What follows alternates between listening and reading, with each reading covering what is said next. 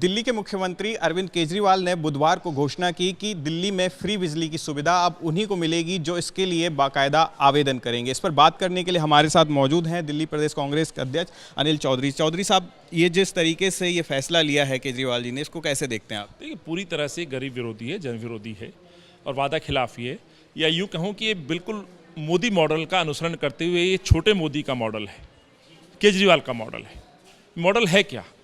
सबसे पहले तो ये समझना जरूरी है, कांग्रेस का मॉडल भाजपा या एपीपी के मॉडल को अंतर।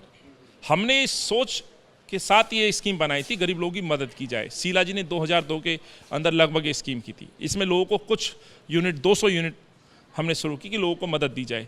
लेकिन अरविंद केजरीवाल ने उसी को हथियार बनाया, लोगों को गुमराह किया। फ्री बिजली, सस्ती बिजली, ना फ्री मिली ना सस्ती मिली। सब्सिडी को आगे बढ़ा करके लोगों को भ्रमित किया गया, लोगों की वोट पर डाका डाला गया। एक बार नहीं, 3-3 बार मुख्यमंत्री की शपथ ले लेता है। ये मोदी मॉडल और अरविंद केजरीवाल मॉडल है। हमारे मॉडल में ये था कि गरीबों की जो मदद है सीधे हम बैंक में देंगे आने वाले दिनों में, उसके लिए हम लड़ते रहे। अरविंद केजरीवाल का मॉडल ये है कि वो मदद बजाय डायरेक्ट खाते में देने के अरविंद केजरीवाल कंपनियों को देते हैं।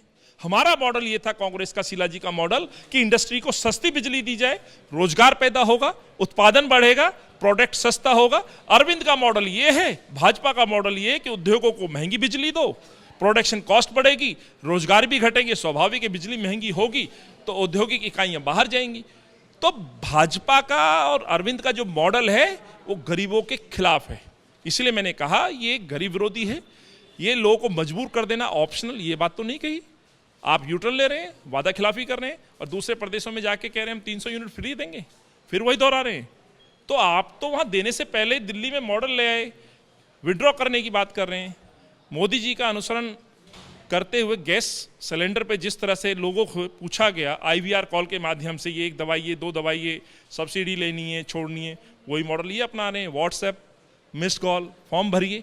तो पूरी तरह से साबित हो गया अरविंद जिस तरह से पर्दे के पीछे भाजपा के द्वारा दिशा निर्देशों पे काम कर रहे थे, आज खुले तौर पर उनका अनुसरण, उसकी स्कीमों को गले लगा रहे हैं। अदरवाइज जो शीला जी की स्कीम तो उसको खत्म करने की कोशिश नहीं करते, लोगों को मजबूर नहीं किया जाता कि आप सब्सिडी छोड़िए, सब्सिडी लीजिए। तो ये पहला कदम है, सोच यही कि सब्सिडी को खत्म किया जाए। सर, वो तो कह रहे हैं कि कुछ लोग ऐसे हैं जो ये कह रहे हैं कि हम नहीं लेना चाहते, अब उनके लिए इस तरीके के कदम उठाए गए हैं। ये अरविंद का वैसा ही प्रोपेगेंडा होता है जैसे एक ऑटो वाले को बैठा करके खाने पे निमंत्रण पाना, पंजाब में जा कर के खड़ा कर देना अपने वर्कर को, खाने पे आ जाइए, फिर गुजरात में मॉडल अपनाना। भाई कौन लोग हैं? किस RW से बात की? क्या सर्वे हुआ? शराब पे भी ऐसे ही बोलते थे? किस मेरी बहन से पूछा शराब का ठेका खुलना चाहिए? किस धार्मिक संस्था से पूछा? किस RW से पूछा? सच्चाई ये, जो पहले अरविंद दिखावे के लिए जो बातें किया करते थे, आज वो दिखावा भी बंद हो गया है। आज जो अरविंद कह देते हैं, जो इनके माँ बाप कह लीजिए, आका कह लीजिए, उसको अरविंद अपने फैसलों में लेके आते हैं। प्राइवेट कंपनियों को फ़ायदा पहुंचाने के लिए अरविंद लगातार काम कर रहे हैं, दिल्ली के लोगों से लूट मचा रहे हैं। एक टेबल के माध्यम से यदि आप समझ पाए, मैं समझाने की कोशिश करता हूं। ये 6 साल का अरविंद केजरीवाल का बिजली का कलेक्शन है। दिल्ली की जनता को 11,000, ये सोर्स भी दिल्ली गवर्नमेंट का, मेरा नहीं है, 11,743 करोड़ रुपए की सब्सिडी देते हो आप 2015 से लेकर 2020-21 तक। और लोगों से आपने कितना पैसा वसूला? 37,227 करोड़ रुपए। किसमें? फिक्स चार्ज के नाम पर 16,000 से ज़्यादा करोड़, PPAC के तहत लगभग 4,000 करोड़, ऐसे सरचार्ज के नाम पर लगभग 9,000 करोड़ रुपए, इलेक्ट्रिसिटी टैक्स के रूप में लगभग 5,000 करोड़, पेंशन ट्रस्ट के नाम पे लगभग 2,677 करोड़ रुपए।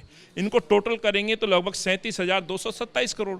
एक तरफ वसूलते और देते कितने? 11,743 करोड़। तो सवाल ये उठता है, ये लूट किस लिए? ये टैक्सेस कांग्रेस के शीला जी के समय में नहीं थे। आज टैक्सेस बढ़ा करके लोगों को गुमराह कर रहे हो आप, कहते हो हम फ्री इलेक्ट्रिसिटी दे रहे हैं, और जो दे भी रहे हैं उनको आप ऑप्शनल ला रहे हो। तो कहीं ना कहीं गरीब विरोधी ये फैसला है, लोगों को मजबूर किया जा रहा है और धीरे धीरे इस स्कीम को खत्म करने की कोशिश है। सर, आखिरी सवाल, अगर जैसे आवेदन को कही गई है तो आपसे मैं पूछूं कि आप आवेदन करेंगे इसके लिए? देखिए, मैं तो आज भी पूरा बिल दे रहा हूँ, मैं उस स्लैब में ही नहीं हूँ।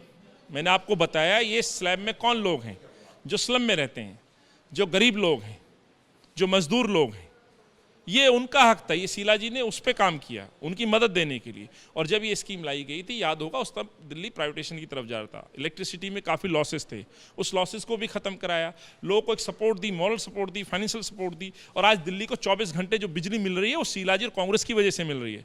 लेकिन अरविंद जो हर चीज़ में सियासत ढूंढते हैं, आपके प्रश्न का मतलब मैं सुन रहा हूँ, उस समय एनडीटीवी को भी ये एफिडेविट दिए थे कि मैं गाड़ी नहीं लूँगा, घोड़ा नहीं लूँगा, याद होगा, मैं सैलरी नहीं लूँगा, फ्री में काम करूँगा। एनडीटीवी आज भी ऐड में दिखाता है, आप दिखाएंगे क्या?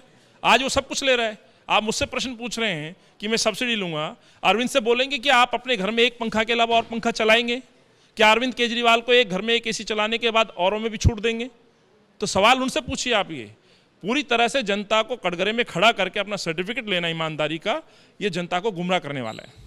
ये थे दिल्ली कांग्रेस प्रदेश अध्यक्ष, जिनका ये कहना है कि जिस तरीके से अरविंद केजरीवाल ये जो ऑप्शनल का जो स्कीम लेके आए हैं, इससे कहीं ना कहीं धीरे धीरे करके सब्सिडी खत्म करने की योजना है। कैमरा पर्सन CK सिंह के साथ ध्रुव मिश्रा, ABP न्यूज़, दिल्ली।